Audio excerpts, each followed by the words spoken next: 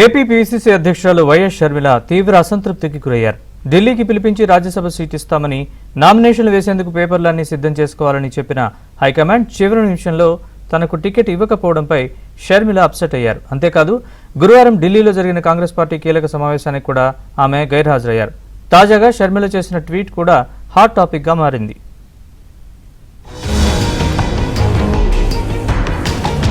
కాంగ్రెస్ ని సంస్థాగతంగా బలోపేతం చేయడంతో పాటు ఎన్డీఏ ప్రభుత్వంపై పోరాటం చేసేందుకు ఏఐసీసీ గురువారం ఢిల్లీలో నిర్వహించిన అత్యంత కీలక సమావేశానికి ఏపీ కాంగ్రెస్ చీఫ్ షర్మిల గైర్హాజరయ్యారు.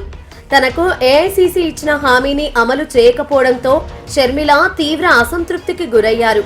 అంతేకాదు తనకు రాజ్యసభ టికెట్ ఇవ్వకపోవడం వెనుక ఏపీకి చెందిన ఓ నేత హస్తం ఉందని ఆమె ప్రగాఢంగా నమ్ముతుంది.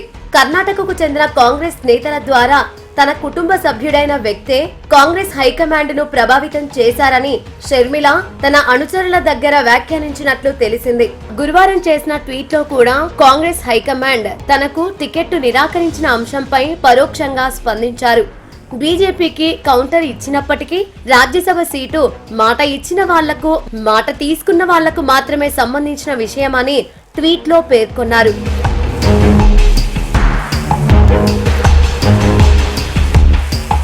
నిజానికి 2024 ఎన్నికలకు చాలా ముందే షర్మిల తన పార్టీని కాంగ్రెస్ లో విలీనం చేసింది.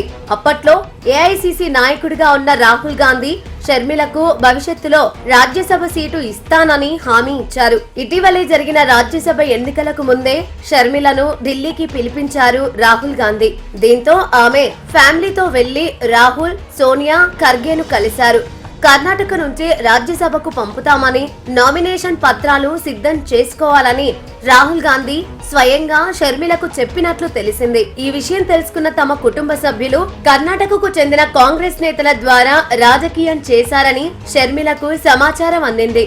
అందుకే చివరి నిమిషంలో తన పేరును తొలగించారని షర్మిల తీవ్ర అసంతృప్తికి గురయ్యారు.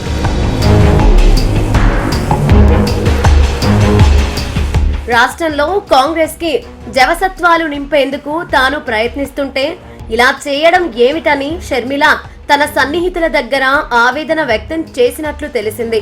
అంతేకాదు బయట పార్టీకి చెందిన వ్యక్తులు చెబితే కాంగ్రెస్ లో తనకు టికెట్ ఆపడం ఏమిటని ఆమె ప్రశ్నిస్తున్నట్లు తెలిసింది.